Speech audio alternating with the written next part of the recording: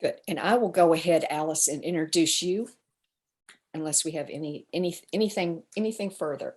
This is letter 20, the judgment, and Alice will give us a summary. Thank you. Thank you. Letter 20, the judgment. So in summation, I'll just say that this card is the culmination. It's a culmination of a lot of principles that you have had to bring forward with you. And he just kind of dashes through all of them, concentration and the use of memory, forgetfulness, and sleep. You're going to have to remember all that stuff that Tomberg laid out in earlier letters, and he uses it here. This is the card about resurrection. This will be uniquely catered to the Christian point of view, because resurrection is particularly the Christian angle of its religion, and he does compare to the other ones. So judgment. So there's resurrection, and judgment comes into that. Judgment is a part of that, but I would say that the main image is about this. So you have an angel with 6 wings. I saw an angel with 6 wings. So I thought, is that a seraphim or a cherubim? It's certainly one of the higher orders of angels. Gabriel is who the angel of resurrection is usually called, Gabriel, archangel. But Tomberg points out that there's set of wings that are pointing upward, and there's a set of wings that are pointing downward. And he interprets that in relationship to the trumpet, the sound of the trumpet. Very interesting. So the cross is on the banner of the trumpet, the equal armed cross. As John pointed out, this emblem is on the English flag, on the flag of St. George. It is everywhere. We've seen this image of a cross everywhere. But below that, there's a barren landscape. It's just as bare as can be. There are 3 figures, a woman and a man. I interpret it as an old man, but it's just, it's a woman and a man, Tomberg says, beside an open tomb. And there's a man standing upright with his back to us. His head is tilted upwards, and you can see the tonsure on the top of his head. Tomberg calls him an adolescent, calls him a young man. I think that serves his purposes for father, mother, and son. So all 3 have their hands together in prayer, in a gesture, a gesture of prayer. Those were my observations. So Tomberg launches into the resurrection and last things, and this is what he's going to go into. He talks about the different types of existential horizon. So there's the death, there's the different existential and spiritual horizons of humanity. So there's the death of the individual, which is final, the individual existence after death, in the beyond. So these are different levels of consciousness of what happens after death. There's the idea of reincarnation. There's the idea of the individual body coming and going through death and rebirth. There's also cosmic reincarnation, which is the Hindu idea of Manvatara and Pralaya. And so that's that breathing in and out of the cosmos. That's cosmic reincarnation. Everything gets sucked back into nothingness and then gets breathed back out into existence. So nirvana is a state of supreme peace and of union with the eternal and universal being. That's sort of at the top of that worldview. Now, resurrection is the next spiritual horizon, which he wants to expand on, of course, and where does that come from? He points to the beginnings, the origins of this in Zoroastrianism, in the Iranian prophet, Zarathustra, who, along with the prophets of the West, Isaiah, Ezekiel, and Daniel, they are the ones that bring the idea to the West of the idea of the resurrection at the end of time, or human time at least. There's 4 views or attitudes towards the world. that he goes into. And I will briefly skirt these. There's the pagan, which he sums up as the Hellenistic point of view. The world is perfect, nature is health, and perfection itself. Nothing is wrong. And there is nothing, there's no illness to be seen. The second view towards the world is the view of spiritual naturism, which he calls Hindu Brahmanism. He's summing that up as the idea of the cosmic cycles, evolution. There's a degeneration and a regeneration. They are cyclical. And this is the law of cyclicity. The law of cause and effect would be also in that, the law of karma, that concept. So there's a book that really reminds me of this, a modern book called The Fourth Turning theory, where the author breaks all of human history down into 80-year cycles. That's his theory. And it's all about a blossoming of a civilization and then a declining of a civilization. And so that's the cyclical point of view.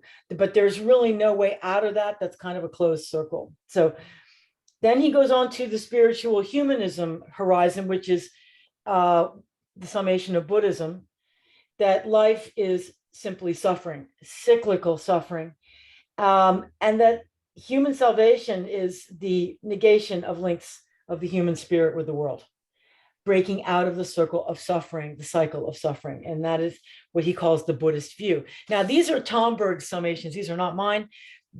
This is his theory he's laying out. So if any of those seem to have given short shrift, that's part that he's just trying to give a summary of these different types of horizons that he sees humanity looking out at the world from.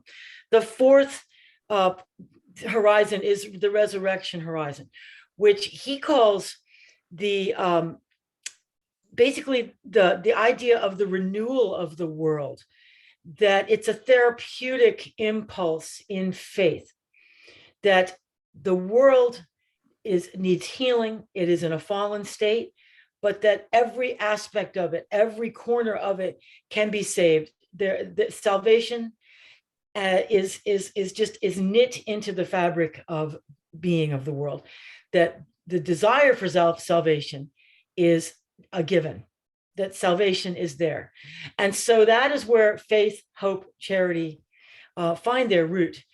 And he says that this is the root of the prophetic religions, Islam, Judaism, and in the Iranian, Zoroastrianism.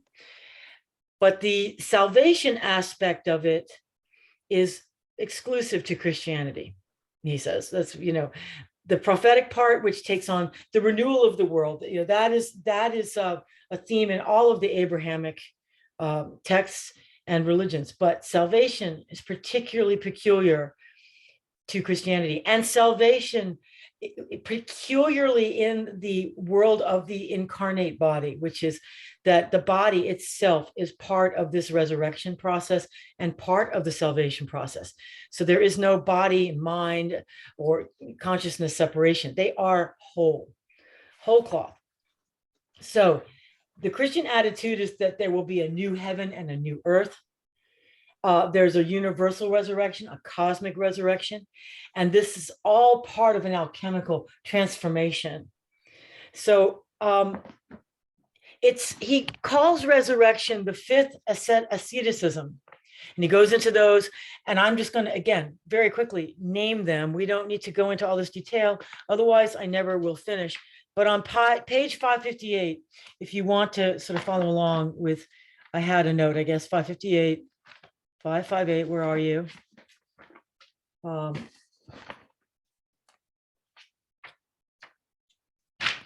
Sorry, I was not open to my letter.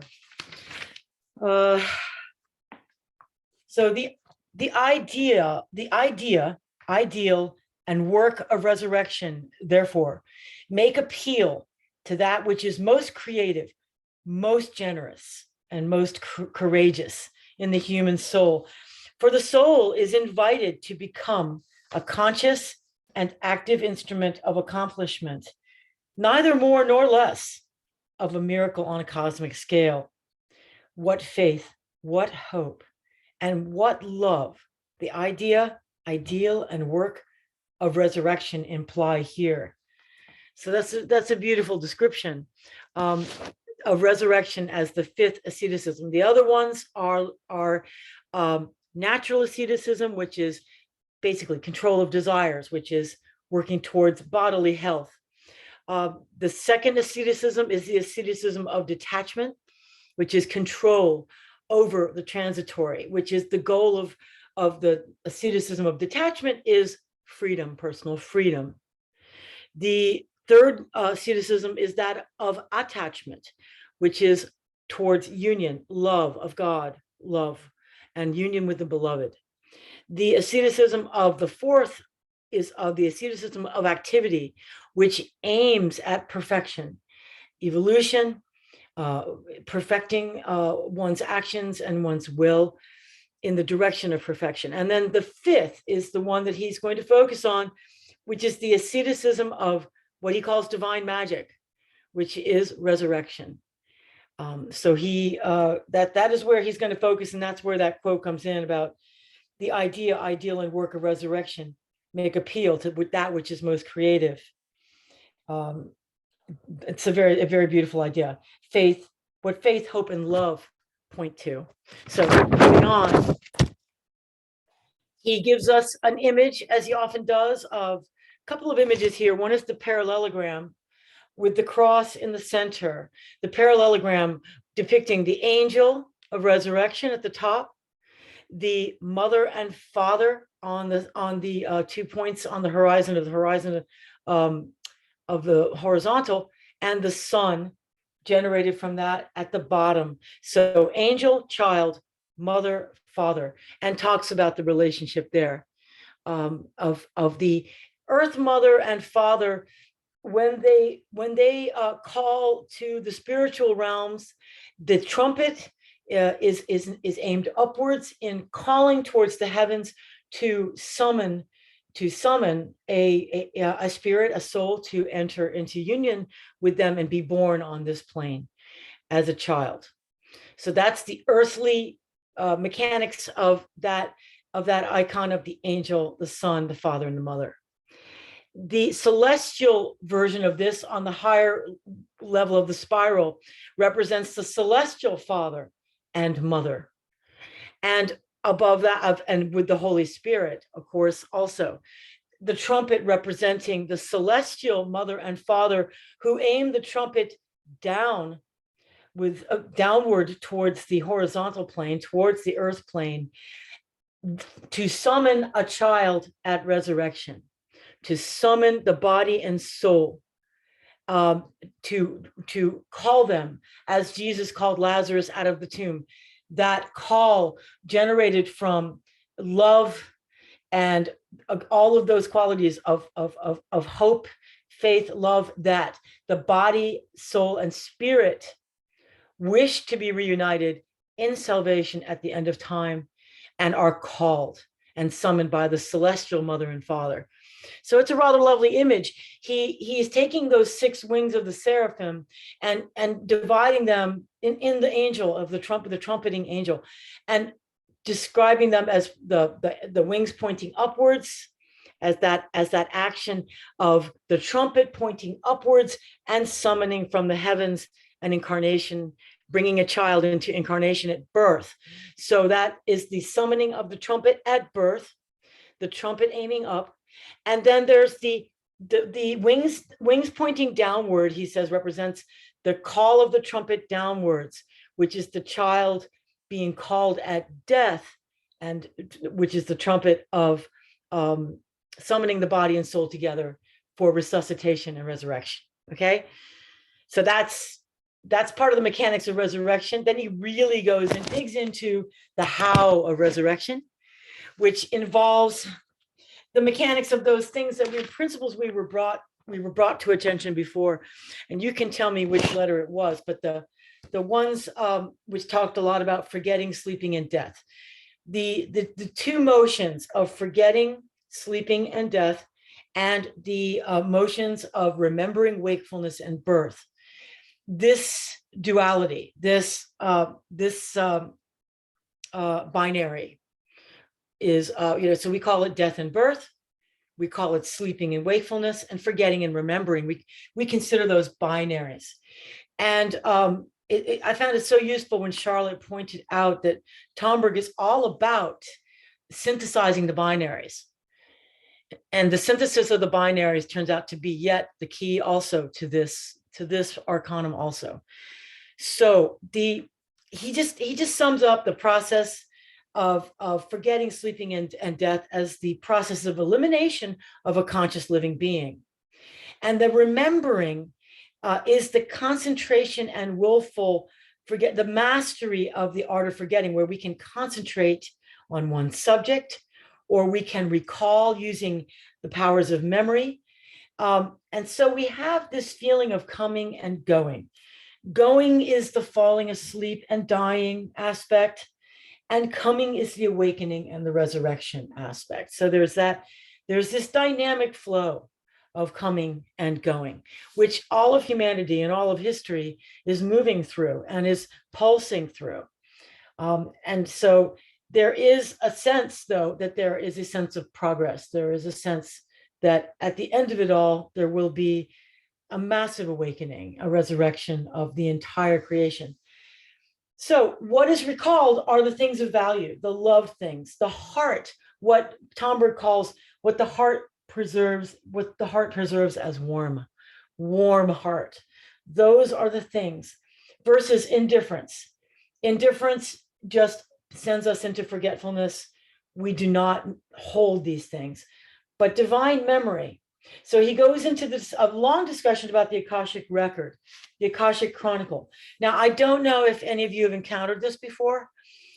So this may have been a sort of a bewildering concept. What is the Akashic record? And it's in a lot of esoteric literature, the Akashic Chronicles, the Akashic record. He basically, just describes the Akashic record and breaks it down into 3 levels. The tableau, 3 tableaus, the tableau of the raw material of the basic facts, just the facts of as they are, without interpretation, the facts of existence of all of what exists on this plane, which is the content of automatic memory. Okay, this is what children can gobble this up when they're young. They have a very young mind, and they gobble up automatic memory. They're just amassing data. It's just data. This would be like, my correlation would be like, this is just the internet itself.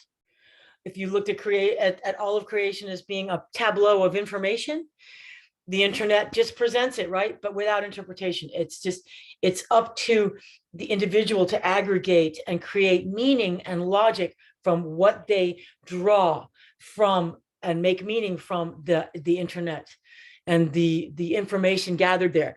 That would be the next level, the next tableau that he calls the logical tableau.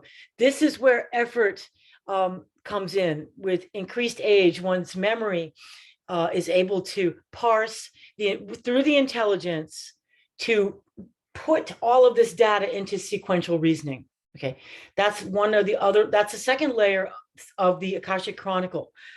Now, the third layer is the moral memory layer, which is where we apply meaning. We take meaning and we give it resonance with moral value and meaning.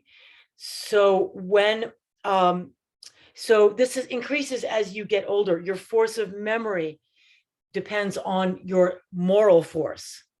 So it's the intensity of the moral and spiritual life which calls into your reality what is in the Akashic Chronicle for you and for your horizon in this particular incarnation.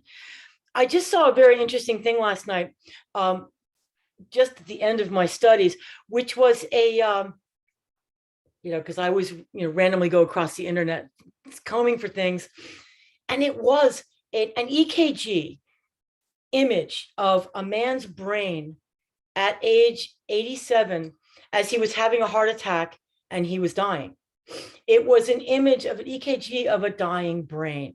Okay, and what was interesting was they said the places that were lit up in the brain at this moment close to death were the centers that are the same centers that one lights up when one is dreaming, when one is meditating, and when one is recalling memory. How interesting. Recall, memory, meditation, and dreaming state. Those were very active and firing close to death. And so they actually did draw the conclusion in this scientific little nugget that perhaps there is a review of the important events of life. And what that means is the important events of life, that the review that they say you get right before death would be that review that can be compressed within seconds of the most important aspects of your life that you review. That is the moral memory kicking in. That is the moral memory of this third chronicle, laying out the book of life to you. This is the book of your life. It's open to you close to the moment of death. And so I just thought that was an interesting correlation. Like, there you go. They're giving you empirical evidence of this process. So to move on, the Akashic Chronicle, in summation, has a qualitative level and a quantitative level. The lower chronicle, which is the brute data, would be the lower chronicle. The qualitative chronicle would be the higher chronicle, the book of life. So the moral memory is the most important aspect here. The Akasha, he goes on to talk about the Akasha as being the record. It's the record also of karmic existence, of karma, cause and effect. The role of Jesus Christ came in, though, and really shook this up, because he took the role of the Lord of Karma. This is how Tomberg puts it. Now, that may be bewildering if you're not really familiar with karma and where it fits in here as a theory, the theory of recurrence, the theory of recurrence, which really is a Hindu concept. So what he's trying to say here is that karma is no longer, you got to grasp onto these terms somehow, because you're trying to discuss these concepts that are really very complex. Karma, he says, is no longer solely the law of cause and effect, no longer just simply the law of recurrence, but it is the means of salvation. So it moves from what Jesus Christ moved the whole plateau of karmic existence from an eye for an eye, a tooth for a tooth, which is the law of karma. That's the law of cause and effect in one summation. That is the Old Testament understanding of law of cause and effect. He moves it into the good news of salvation, which means that everything can be drawn from the book of life. And through divine memory and forgetfulness, the processes that Jesus brings in, it allows the chronicle of facts to become really, they're just moved down a level. The facts of one's life. We know that if grace is brought in, if grace comes into our lives through our hope, through our faith, that we are aided in this effort to be forgiven our debts. All right, this is how we understand it as Christians. That means that those debts are erased. They are erased from the book of life. They no longer exist in the moral memory of your horizon as a spiritual entity. In history, the historical horizon, that's another matter. That's a different tableau. And I hope I'm not confusing you, but I want to read from page 566 about the book of life. 566. I really should keep my place here. And it is the third Akasha Chronicle, or the book of life, which is the essence of karma. Since the incarnation of Christ, karma has become the affair of the Lord of Karma, Who is Jesus Christ? For Jesus Christ not only preached the new law, which must replace the old law of an eye for an eye and a tooth for a tooth from Exodus, but also realized it on the cosmic level by elevating the book of life above the book of accounts, which is the book of basic facts of strict justice. Karma is therefore no more the law of cause and effect solely, which works from incarnation to incarnation. It is now, above all, the means of salvation, i.e., the means of effecting new inscriptions in the book of life and of effacing other inscriptions from it, which I just said that in so many words. The cosmic sense of the sacrament of baptism is the way of the passage of the soul from ancient karma to new karma, i.e., from the law of the regulation of accounts to the law of pardon of the book of life. And it is this truth that one confesses by saying the words of the creed. I acknowledge one baptism for the forgiveness of sins. For the remission of sins signifies their effacement from the third Akasha Chronicle, the book of life. So there's that. Okay. Any questions? This is an important concept right here. The Akashic Chronicle. You got to lay it out somehow, and he does break things down in an interesting way. You all understanding this? I wonder if I could just comment, Alice. When I was reading that, I was saying, when he talks about resurrection, why doesn't he simply say new life through death, not simply new life after death, but new life through death? And that would seem to take up an awful lot of what he'd been saying. So have I got a point, or have I missed something? And that wouldn't be a particularly good summary. I think that he needs to resolve this binary in the way that includes the body at the day of judgment, the triune nature of the human being. I think that's where he's going, where it's not just through death, but it is actually a magical operation of the body, the soul, and the spirit all uniting together at the end, at the judgment day, which is it's also a very Catholic view, is it not? And that's why Catholics do not cremate the body. They believe the body should be whole and left whole for the resurrection. Do you know? Isn't life through death also a sacred magical concept? It is, but I would just say that, that you can't shortcut for Tomberg Right. the whole dynamic, the magical operation of the actual body. That's why he goes into a very long description of the Assumption of Mary. Thank you very much. Thank you. That's my understanding. Anybody else have another idea about that? So I'll just skip down along because I need to be a little bit more. So he goes deeply into the third chronicle. So this is a beautiful, I think a lovely description at the bottom of 566. The third chronicle aspires to resurrection, to the reintegration of beings. And this goes to what you were asking. Whilst the second is the history of equilibrium, the karma of the world, the equilibrium between good and evil. The first chronicle, that of facts, is pure and simple, supplies the points of support for the arguments of the hierarchies of the left, meaning that's when Satan was able to say to God, look, Job, he's got a good life. You've given him a really good life. Of course, he's going to be a good man. But what if the facts of his life were different? That's the prosecution that we've talked about before, right? The facts of the prosecution.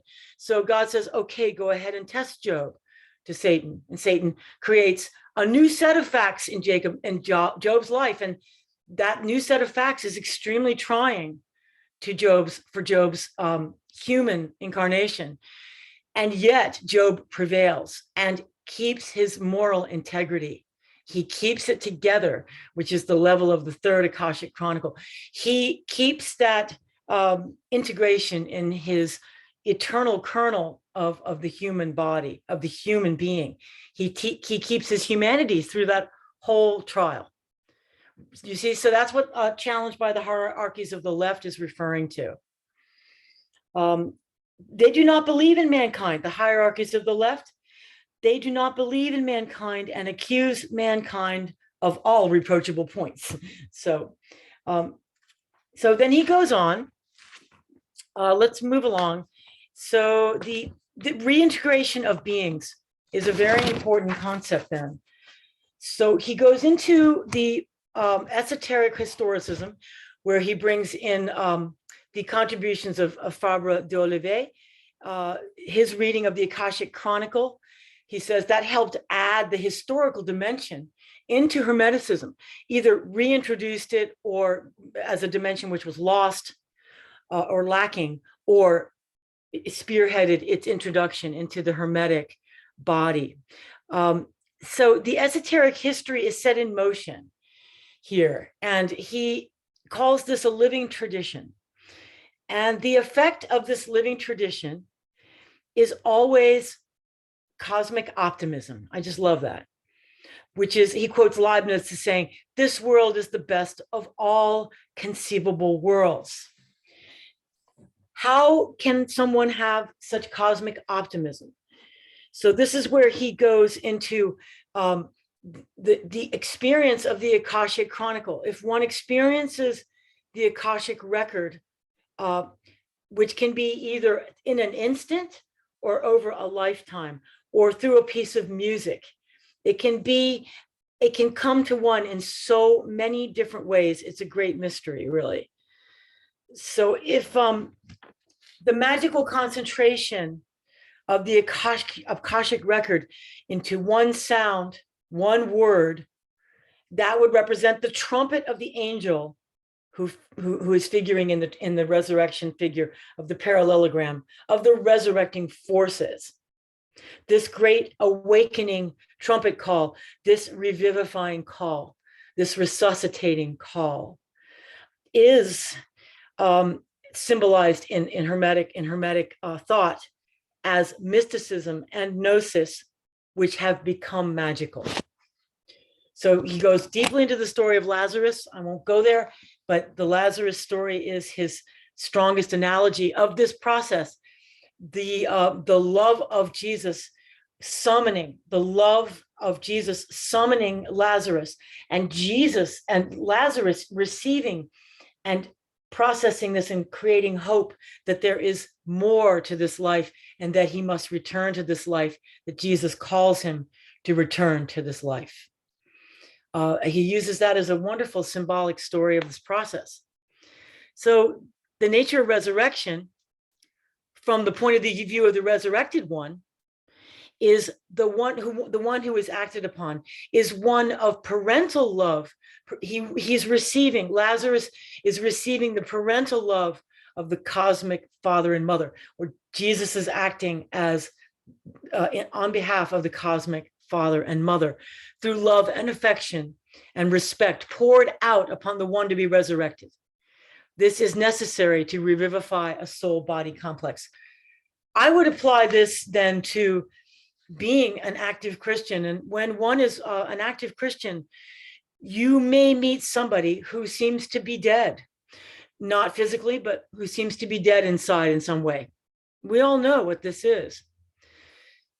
And when you encounter someone who seems to be dead on some level, psychic, spiritual, moral, through use of drugs, it could be anything, abuse of various sorts. We as Christians call to that person deep unto deep. We call from deep unto deep. We try to help them resurrect. It's not a moral judgment. It is simply pouring our love, affirmation, respect into another being. And that is the pulling of the resurrection forces, which is a magical operation. So that is how I would apply this to my personal life. This must be met by a yes from the free and conscious heart of a resuscitated one. So we know that someone who doesn't want our help, who is dead or deaf to our pleas, to their heart, to our pleas to help them to latch back onto life in some way, we know that they have to be willing. It's their free will. Their free will must be involved to come to us, to meet us somewhere in that. So Lazarus had to want to return to life and to come out to meet Jesus in that space of, I am meeting you because I have the will to do so. So these are the response to this appeal of love, hope, and faith.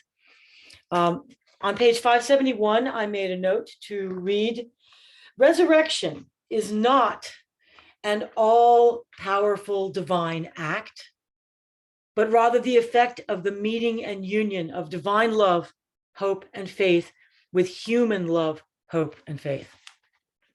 It's very important.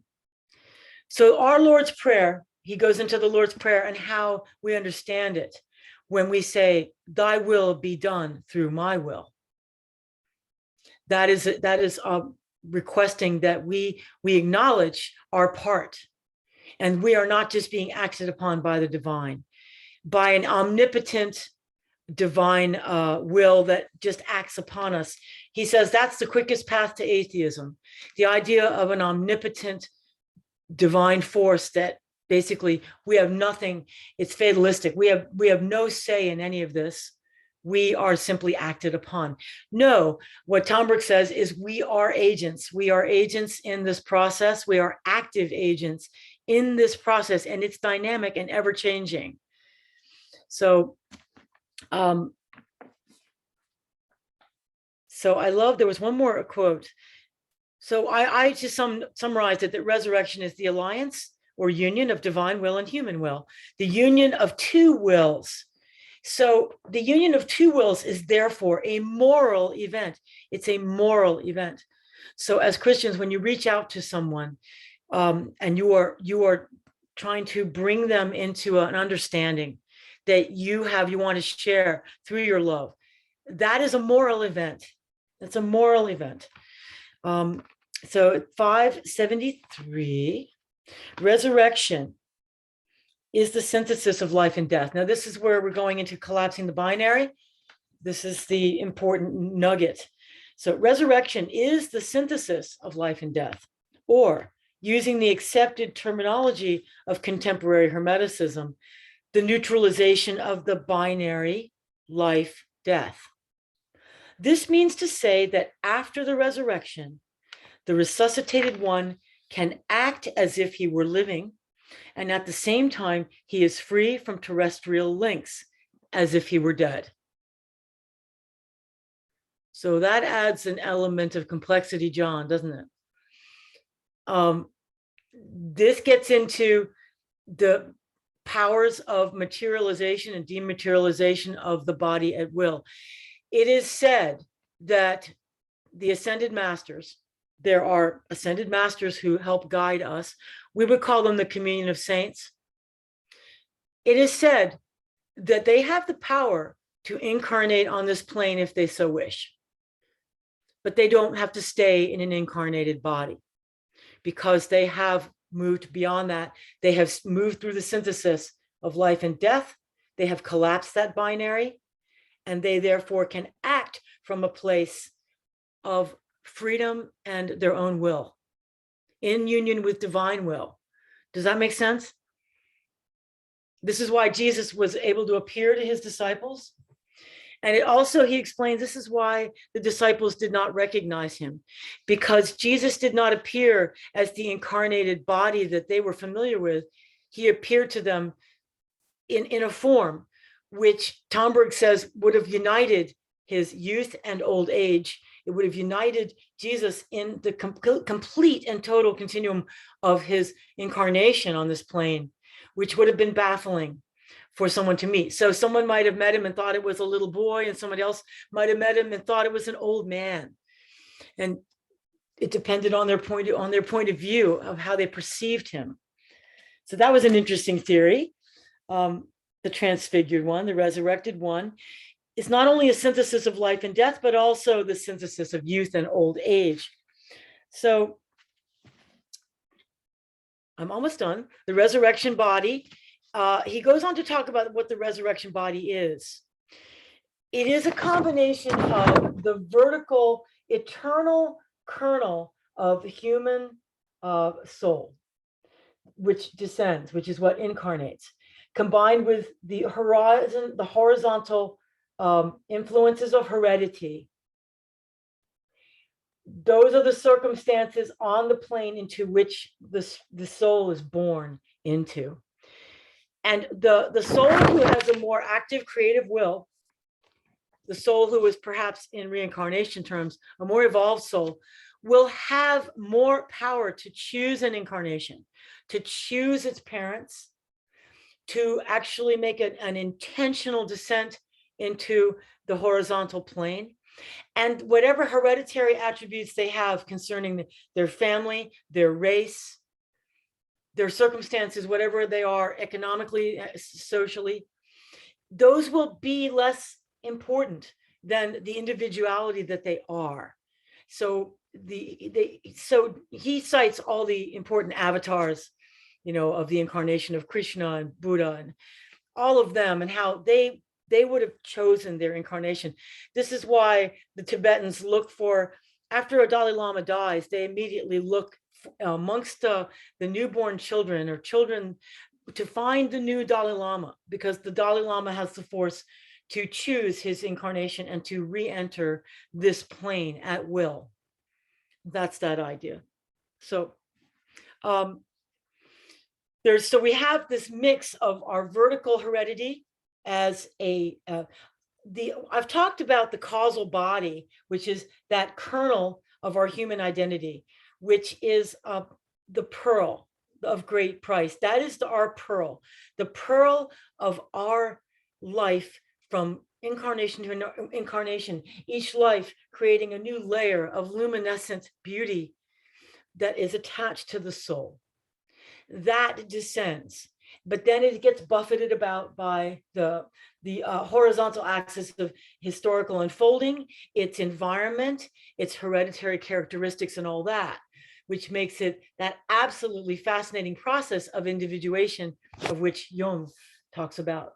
So this is sort of Tomberg doesn't mention Jung there, but he does talk about the creative power of the individualizing essence of the individuality, and how the weaker ones, one might say the ones that maybe are younger souls or less evolved, they will just be sort of grouped, and they can just be sort of grouped into lumps. They're not individuated. And if you want to take this further, this gets into an interesting thing. The idea that animals are born they are born not as individual animals, but they are born into a group soul. So there's a group soul for cats. There's a group soul for horses. There's a group soul for rabbits. And as the animals individuate, they individuate through their desire body. For instance, your dog or your cat, your pet, how your cat or your pet begins to talk to you more and begins to develop a personality when they're in relationship with you. That would be, on another level, the individuation process of coming out of that group soul and individuating. Okay, whether or not you want to believe that, I just throw that out there as an analogy, an example.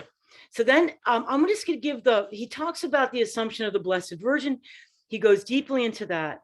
But he does mention the kernel of the indestructible body, that causal body, the form and the divine essence of the body, which he says in the case of the Blessed Virgin was a virginal, perfect existence. And so her entire body, soul, mind complex, so her entire spirit, mind, body, soul was assumed into heaven, and there is no remains of her on the earth.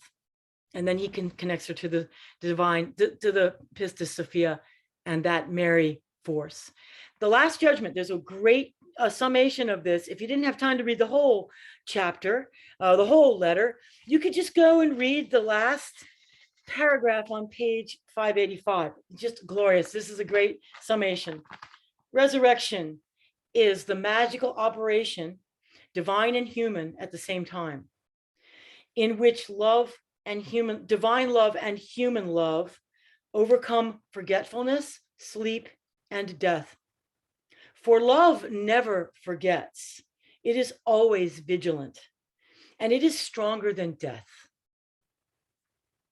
At the resurrection, the human spirit and soul descend from above and unite with their immortal body, which ascends to meet them. It is the love of the Father which makes souls and spirits descend to eternal incarnation. And it is the love of the Mother which makes the resurrection bodies, which rest in the womb of the Mother, ascend. Resurrected man will be the image and likeness of God. He will be triune, as God is triune. The three principles of man, spirit, soul, and body, will constitute the human Trinity after the manner of the Holy Trinity, where there will be three persons and their fundamental unity will be the human individuality. But the resurrection is at the same time the last judgment. So as Paul said, each man's work will become manifest, for the day will disclose it, because it will be revealed with fire, and the fire will test what sort of work each one has done. If the work which any man has built on the foundation survives, he will receive a reward. If any man's work is burned up, he will suffer loss, though he himself will be saved, but only as through fire. So I want to go back to what John's question was, because John, this goes back to when we were first talking about the relationship of spirit, soul, and body, which I think has been a question for you. And I think this is where we have to embrace the idea of the triune reality of the human as a whole, as a combination of the body, the soul, and the spirit. And so none of them can be left behind for the whole of the resurrection to take place. Does that make sense?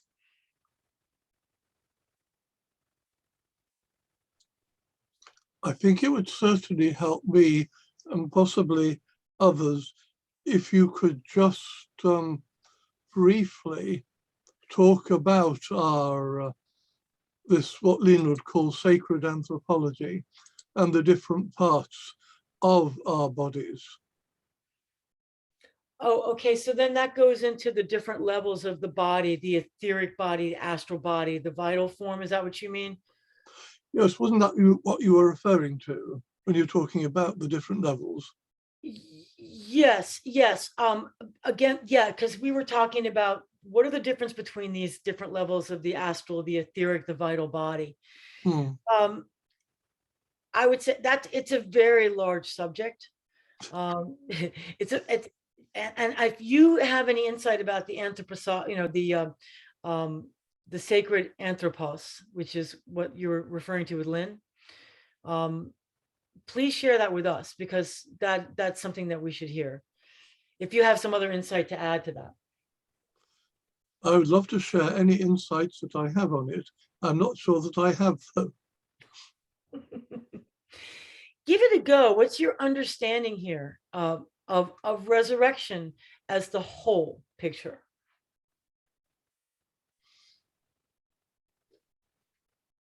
Basically,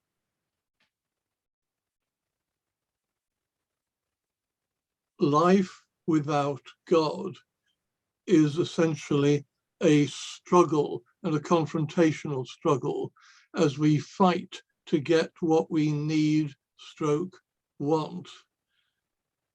I think life with God is precisely this dying to new life. Both it is a challenge to us. Is it the Gospel of Philip where we are told that we shouldn't die after our life. We should actually die, and then we can live. And I think there's a tremendous amount of truth in that. And also, when we are looking at why the resurrection of Jesus is so important, and not just an interesting part of his own personal journey, is that you can, I believe, offer your life, which will be bringing in some way or other death to us, but new life to others. I think Jesus was fairly happy with the idea of giving up his life and dying for others. It was when he found that this was going to be through the Roman procedure of death, which is crucifixion, rather than the more merciful Jewish one of stoning, which is essentially pushing you off a precipice and then dropping boulders on you. I think when he realized that this form of death was a little bit different and a lot more horrible than he was anticipating, that we have the Garden of Gethsemane, and then the reiteration of thy will be done. Father, if it be possible, let this cup pass by me, but your will be done, not mine. That's why I tend to say the resurrection is the whole story.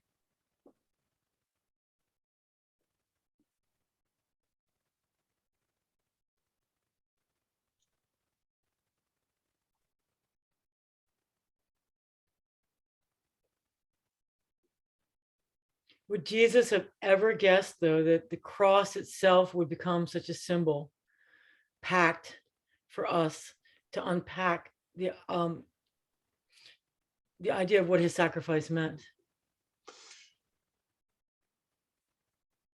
Didn't he have other things to think about? I mean, symbols are essential and wonderful and life-giving things, but they essentially are reflecting things that have happened or that are always there. And so in a sense, they will look after themselves. What he was having to cope with was the flow of life through him for others and how this was taking place. So I think I've always thought it's interesting, though, how there is such a range of focus in the Christian tradition of the cross. Like I was talking about the Corpus Christi, the body of Christ, the passion, the body that was crucified on that cross, all the way up to the resurrection crosses of the Celtic spirituality, which are all about the radiance, all about the new life. And when Jesus is depicted in a Celtic cross, his hands are wide open, his eyes are huge. You see no real evidence of crucifixion. The emphasis is on the resurrected Jesus. So, but I agree with you that it's the resurrection life that is crucial here, and that there is sacrifice involved. Always. Giving up. And so the reference to dying in Philip, that might go back to the Sufi chestnut, which is die before you die. Yes. To die before you die, that process of giving up and giving out and emptying oneself. So there is that, and there's the process here described about individuality and individuation, and then there's that other process of dissolution and dying before you die in order to be part of the greater being. But thank you for bringing that up, because it is the wider horizon of man's history that you have to keep in mind of what this all means for mankind.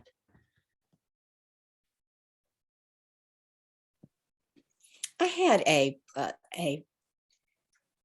guess sort of an observation. This was titled The Judgment. And And then in the text, it talked about that the conscious and the soul itself will be the one that does the judging. And but it will be from an awakened conscious and a restored memory. And that only the divine, though, can justify, acquit, and forgive.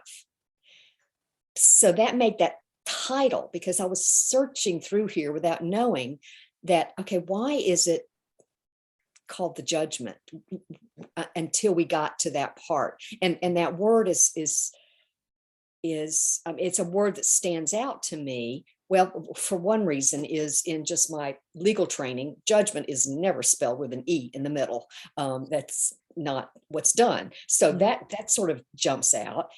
And then the whole idea of maybe more Old Testament of, being judged and then later, for us not to judge, but then we will be judging ourselves from a place of knowing. Thank you. Yeah, thank you for bringing that up. I had to leave that to a lawyer to do that. I knew you would. I know, what can I say? Well, and then it talks about, that Christ's judgment is comforting those who judge themselves. Because how harsh is it when we, and I'll speak for myself, when I judge myself, when I criticize, when I have regret, whew, that's heavy. And that can only be taken through grace in my life. I sure can't do it. So you see a little bit of that on this plane of what is to come. That's a wonderful insight, Dory. Wonderful. Pam, did you have anything to add to this? How did this resonate with you? Oh, I'll just say this was my favorite chapter. I sat down yesterday and read the whole thing with in an optimistic gulp. I think that I hadn't really been able to process or deal with as I grew up as an Episcopalian, became a Catholic, and then a Buddhist, and, process and becoming back now kind of to my roots, life after death or the judgment. And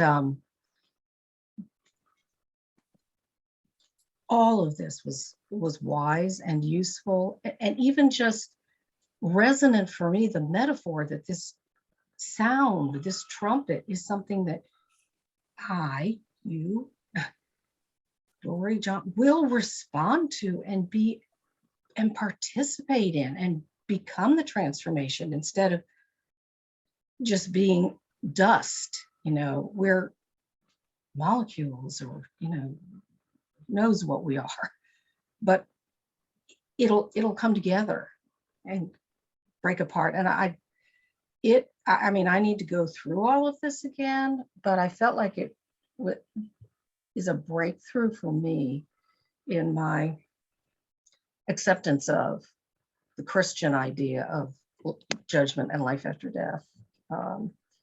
And I talked about Teilhard's optimism. It was just full of all kinds of positive things that make me feel good. When I look back at my life, boy, have I done some awful things. Selfishness, just stupidity. And, maybe most of us have. I don't know how many of us can look. I certainly can't look back on my life and say, okay, I've done it. I've been given so much and kept so much for myself. I'm working really hard now. But this was just very uplifting. And I'm going to really cling on to this. I've got marks all over the pages as per usual. And I thank you all for it. Wonderful. Thank you, Pam. I'm so glad that you really got so much out of this. I want to read a comment in summation of that Charlotte, because Charlotte is giving us a comment of what we have to look forward to from this, how this fits into the bigger picture. She points out that there are two models of the tarot. One is static, one is dynamic, and that what we are currently working on as people who are working in earnest with these sort of texts is we're working with a dynamic model. So we are applying it to our lives. We are keeping it fresh. We are keeping it a living tradition. And she says, this is her comment, I love the way Arcanum 19, the sun, sets us up for the upper triad of the tarot, beginning with Judgment, then the Fool, and the World, where we are. The Fool, which has gone through the doorway that we spoke of in the sun, having achieved the previous attainments, and is on his or her way to the new world. So that's kind of that's a good overview of what we are, how we're going to fit this all together. Because we are, next one is the next card the World? I think it is. The World card, or is it the, no, I think it's the Fool. the Fool. Oh, wow. So we're going to have fun with that. Why did I think that the Fool, so the Fool was I thought it was the last card, but it's not. The World is the last card. Is that right? It is in this, yes. In this, yes. Yeah, yeah. And this is where there's a lot of debate about that, where the Fool should be in all this. That's often debated. And I would say that's part of the dynamic tarot discussion, right? The Fool is, Charlotte points out, the Fool is the 0 card and the 21 card. So it's at both positions. So anyway, anything else? Yeah. Just asking for clarity. You talk about the static and the dynamic tarot. Is the static tarot simply someone saying, here is the tarot, this is what it means, go off and make use of it? And the dynamic saying, we are here approaching a mystery, and the mystery sort of changes as each of us engage in our different ways. I think that's a perfect description. When I first was studying, when I first studied the tarot, and I was studying the Rider-Waite manual, the deck, it was more like I was reading it in a really rigid way. Like, this is what Waite says the 5 of Pentacles means. And I have to apply that to the divination spread.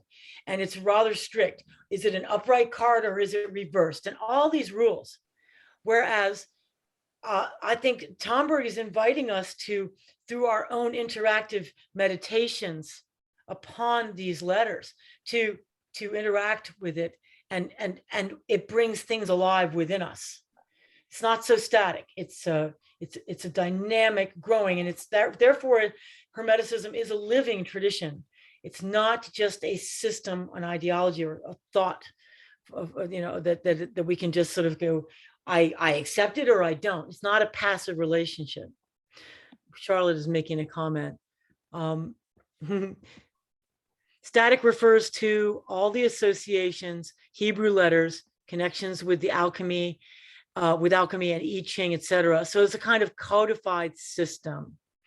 It's also like, when you look at the Kabbalah, the Tree of Life, the Sephiroth, that's a system. That means that's the static structure there.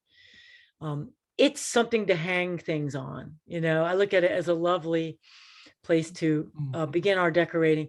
So we understand the first, not necessarily by rote, and then we can apply it to the dynamic to help us understand that.